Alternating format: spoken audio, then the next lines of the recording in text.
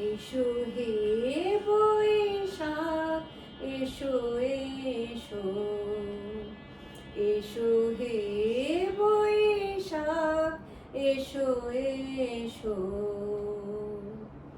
তাপসনী শাসু বায়ে মুমূর্ষরে দাও উড়ায়ে। তাপসনী শাসু বায়ে মুমূর্ষরে দাও উড়ায়ে। বাসুরের আবর্জনা দূর হয়ে যাক যাক যাক, এসো এসো, এসো হে বৈশাখ এসো এসো। Let the years draws go. Let go old memories. Let go forgotten melodies. Let mist of the eye thin far away into dissolution. Let weariness be raised, infirmity cease, hollowed be the earth to birth in your fire. Come and dry all the sap of slush. Bring forth and sound your conch of annihilation. Let the foggy mesh of illusion be gone.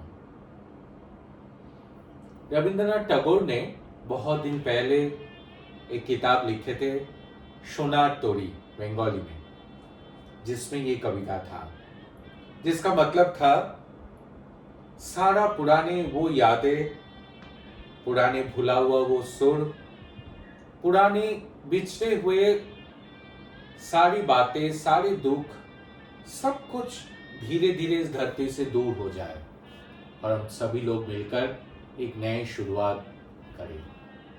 हमारे आज ये नई शुरुआत है। बंगालियों की जिंदगी में ये बहुत ही अहम एक वक्त है और शायद इस वक्त में रफू आरबी आप सभी के साथ जुड़ने के लिए अपने माता शिखा बैनर्जी और अपने पापा ब्रजेश बैनर्जी को भी रिक्वेस्ट किया था कि आज हम सभी लोगों के साथ जुड़ जाने के लिए। 31 दिसंबर और 1 जनवरी मनाते मनाते कभी कभी हम लोग भूल गए, जब बसंत जाते और बैसाख आते हमारे देश के अलग अलग प्रांत में अलग अलग तरीके से नए सोच, नया शुरुआत आता ही है। अलग अलग नाम उसका होता है। कहीं हम लोग कहते हैं गुड़ी पड़वा, कहीं उगाड़ी, कहीं नवेज, कहीं बिहू और कहीं शुभ नववर्ष, पहला बैसाख। लेकिन मतलब एक ही होता है, एक नई शुरुआत, एक नए सोच के साथ हाथ मिला के आगे कदम बढ़ाने का एक शपथ लेना। आगे इस सोच के साथ कि हम कुछ नया सवेरा इस जिंदगी में ले आएंगे। हम जिस परिस्थितियों से गुजर रहे, उस परिस्थितियों के देखते हुए भी जिंदगी के उतार चढ़ाव के साथ एक नया सपना क्यों नहीं देख सकते। कुछ दिन पहले देख रहे थे, प्रधानमंत्री जी ट्वीट कर रहे थे और बता रहे थे कि इस समय नीम के पत्ते खाया जाता है। तो मुझे भी इस समय की याद में, जब मैं पहली बार 2 दिन पहले इसके बारे में सोचा तो मुझे भी याद आ गया, जब हॉस्टल में रहता था, इस समय के एक बहुत ही रिडिक्यूलस और बहुत ही इंटरेस्टिंग एपिसोड जुड़ा हुआ है। वो है जब हॉस्टल में रहते थे, सबको वार्डन ने जबरदस्ती नीम के पत्ते के बने हुआ सब्जी खिलाते ही खिलाते थे। इतना कड़वा होता था, क्या बताऊं मैं आपको। कभी कभी तो होते थे खाना खाते बैठते बैठते भी लड़के सब भाग जाते थे, लेकिन जब तक नीम के पत्ते के बने हुआ सब्जी आप नहीं खाओ, बाकी खाना मिलता भी नहीं था। घर में कभी कभी जब वापस आते थे, तब घर पे भी आके मम्मी बनाते थे। तब ये नहीं समझते थे कि इसका मतलब क्या था। इसका मतलब ये होता है, जिंदगी के उतार चढ़ाव में हमेशा मीठे पल ही नहीं आएंगे। कभी दुख आएगा, कभी जिंदगी आगे बढ़ेगी, कभी 2 कदम पीछे भी आ सकता है, लेकिन हम नहीं भूल सकते, इसी का नाम ही जिंदगी है। हम गीता तो सभी लोग पढ़ते हैं, कहा ही गया था ना, स्थित प्रज्ञ समाधिस्थ का भाषा। स्थित प्रज्ञ हम नहीं हो सकते, स्टोइक हम नहीं बन सकते, लेकिन कम से कम हम में धैर्य तो हो सकता है। शायद इसी बात को याद दिलाने के लिए जब जिंदगी के नए साल का नया शुरुआत करते तब भी थोड़ा कड़वाहट रख ही देते नीम के पत्ते के साथ। और मुझे ये जान के हैरानी हुआ, हमारे अलग अलग जगह पे जब नए साल का शुरुआत होता है उनके खान पान में भी नीम के पत्ते के बने हुए सब्जी किसी ना किसी तरीके से जुड़ा हुआ रहता ही है। बहुत मजेदार बात नहीं है। बंगालियों के हमेशा ही नए साल धर्म से ऊपर, पूजा से भी ऊपर बहुत और भी बातें जुड़े हुए रहते हैं। चैत का महीना जो होता है कलकत्ता के आसपास, मैं बचपन से देखते आया हूं, ये है अपने अपने स्टॉक क्लियर करने का टाइम। आज भी है, आज तो पूरा साल ही कहीं ना कहीं सेल और डिस्काउंट लगा रहता है, लेकिन उस समय में बंगालियों में बहुत ज्यादा एक्साइटमेंट रहता था कपड़ा खरीदने का, नया सामान खरीदते था। बंगाली में इसे कहते थे चैत्र मासे सेल, चैत का सेल। तो सभी मार्केट में बहुत भीड़ होता था। हम लोग भी बचपन में दोनों मार्केट का मुझे याद है, पापा भी सुबह याद दिला रहते थे, एक न्यू मार्केट और एक मैदान मार्केट। सुबह से चले आते थे, सारा दिन खरीदारी करके पैर में तो चलते चलते कभी दीदी का तो छाला भी पड़ जाता था नए जूते जो खरीदते थे।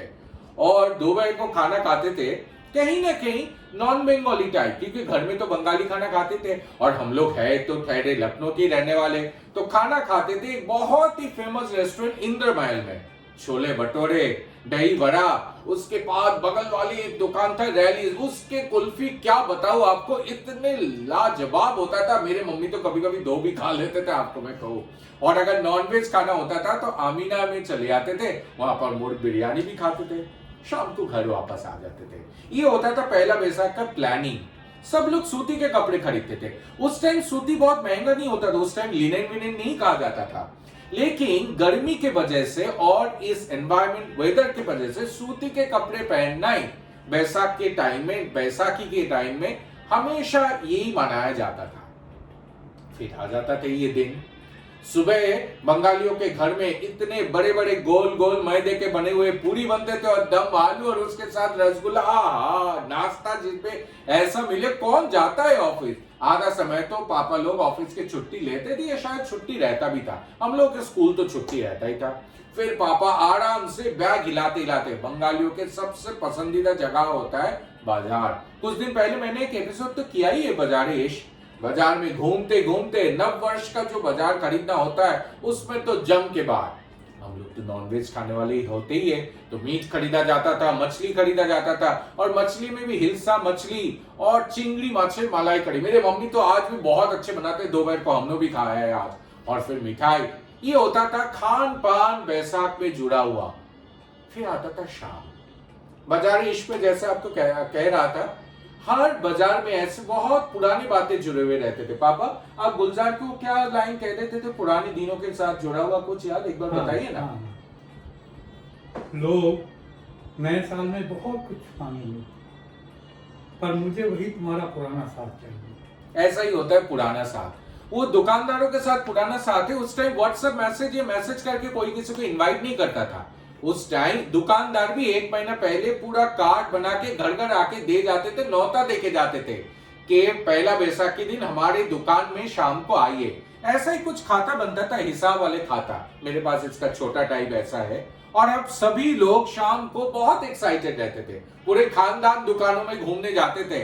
वहां पर गप्पे होता था, समोसा कचौड़ी मिठाई, आय हाय क्या बात है। आपको एक सच बात बताओ, कभी कभी तो हम वापस आते वक्त गिनते भी थे कितना बक्सा इकट्ठा करके गिनते, बहुत हंसी मजाक होता था। मेरे मौसी तो अभी भी कभी कभी जाते हैं, हम पीछे बड़े रहते हैं, तुम कितने दुकान से इस बार कलेक्ट करे ले आते थे। और उसके साथ क्या मिलता था, बहुत दिन बाद आज उस बात की याद आए, वो है बंगाली में लिखा हुआ कैलेंडर। आजकल तो कैलेंडर ही हम लोग घर पे नहीं रखते, मोबाइल पे जो देख लेते।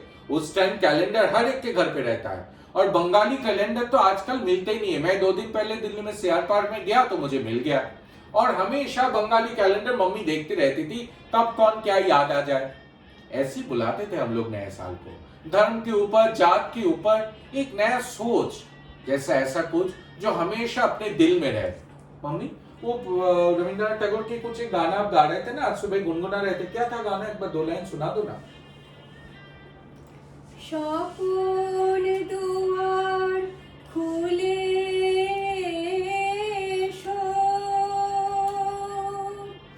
অরুণ আলোকে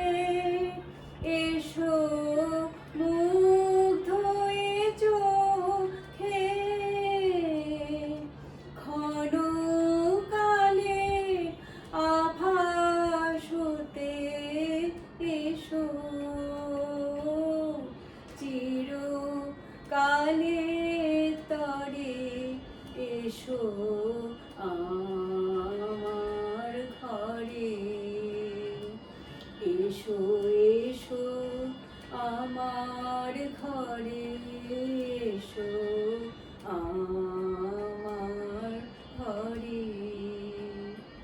पहला बैशाख की दिन का शाम ऐसे ही होते हैं बंगालियों के घर।